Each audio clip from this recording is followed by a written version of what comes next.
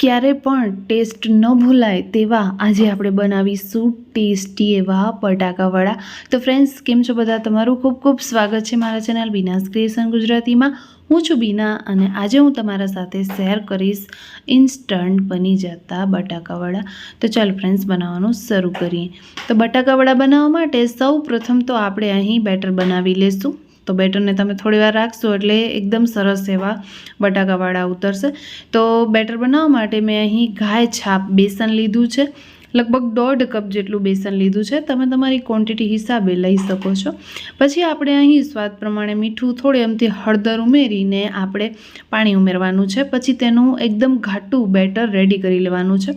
આપણે થોડી વાર પહેલાં જ આ બેટર બનાવી લેશું એટલે તેનામાં જે પણ ગુટલીનો ભાગ હશે એ બધો જ નીકળી જશે। તો અહીં ઘાટું બેટર બનીને રેડી છે, આપણે તેને સાઈડમાં મૂકી દઈશું। હવે આપણે બટાકાવડા બનાવીશું। તો બટાકાવડા બનાવવા માટે સૌ પ્રથમ તો આપણે અહીં બાફેલા બટાકા લેવાના છે। તો લગભગ અડધો પોણો કિલો જેટલા આ બટેટા છે માપમાં, અને કુકરમાં તેને બાફી તેની છાલ કાઢીને આપણે આ રીતે તેનો માવો કરવાનો છે। તો માવો તમે હાથથી પણ કરી શકો છો, અને બહુ વધારે ક્વોન્ટિટી હોય તો પછી તમે જે પાવભાજી મેસર આવે એનાથી પણ તેનો માવો કરી શકો છો।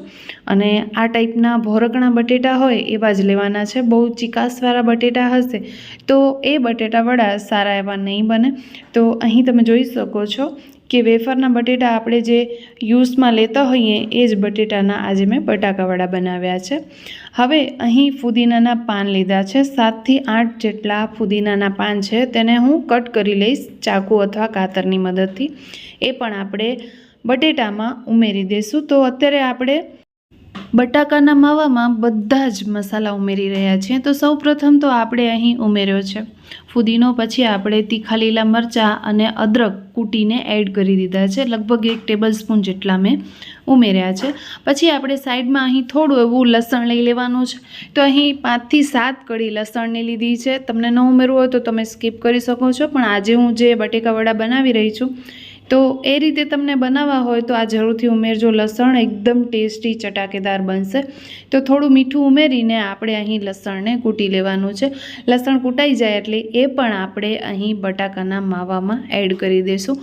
તો અદરક અને લીલા મરચાં ઉમેરીને તો આપણે ઘણી વખત બટાકાવડા બનાવ્યા છે, પણ લસણ પણ ઉમેરીને બનાવી જો એકદમ ટેસ્ટી એવા બનશે। હવે આપણે અહીં ઉમેરી દઈશું ગરમ મસાલો। તો પોણી ચમચી જેટલો મેં અહીં ગરમ મસાલો ઉમેર્યો છે, થોડો વધારે ઉમેર્યો છે જેથી ટેસ્ટ એકદમ સારો એવો આવે। અડધી ચમચી હળદરની ઉમેરી છે, 1 મોટી ચમચી ધાણાની ઉમેરી છે, 1 ચમચી તીખો લાલ મરચાંનો પાવડર લીધો છે, સાથે સાથે આપણે 1 ચમચી જેટલા તલ લીધા છે, અડધી ચમચી જેટલી ખાંડ લીધી છે, અને 5 ચમચી જેટલા લીંબુના ફૂલ લીધા છે। અને ત્યાર પછી આપણે અડધી ચમચી પીસેલી વરિયાળીનો પાવડર ઉમેરી દીધો છે, અને લીલા ધાણા ભાજી ઉમેર્યા છે। હવે આ બધું જ સરસ રીતે હાથની મદદથી મિક્સ કરી લેવાનું છે। તો લીંબુના ફૂલની જગ્યાએ તમે આ માવામાં લીંબુનો રસ પણ ઉમેરી શકો છો। તો અહીં ફ્રેન્ડ્સ તમે જોઈ શકો છો કે હાથની મદદથી આપણે બધો જ સરસ એવો માવો મિક્સ કરી લીધો છે। હવે આપણે રાઉન્ડ શેપમાં તેના ગોલા બનાવી લેવાના છે, મતલબ કે બટાકા વડા બનાવી લેવાના છે। તો અહીં તમે જોઈ શકો છો કે બધા જ વડા બનાવીને મેં રેડી કરી લીધા છે। તો ચાલો ફ્રેન્ડ્સ, હવે આપણે તેને તળવાની તૈયારી કરીએ। તો તળવા માટે તેલ ગરમ કરી મૂક્યું છે, અને અહીં બેટરમાં આપણે સોડા થોડી ઉમેરીને તેનામાં આપણે વડા ઉમેરી દીધા છે, અને ચમચીની મદદથી આપણે ગરમ તેલમાં આ વડાને પાડતું જવાનું છે, મતલબ કે એડ કરતું જવાનું છે।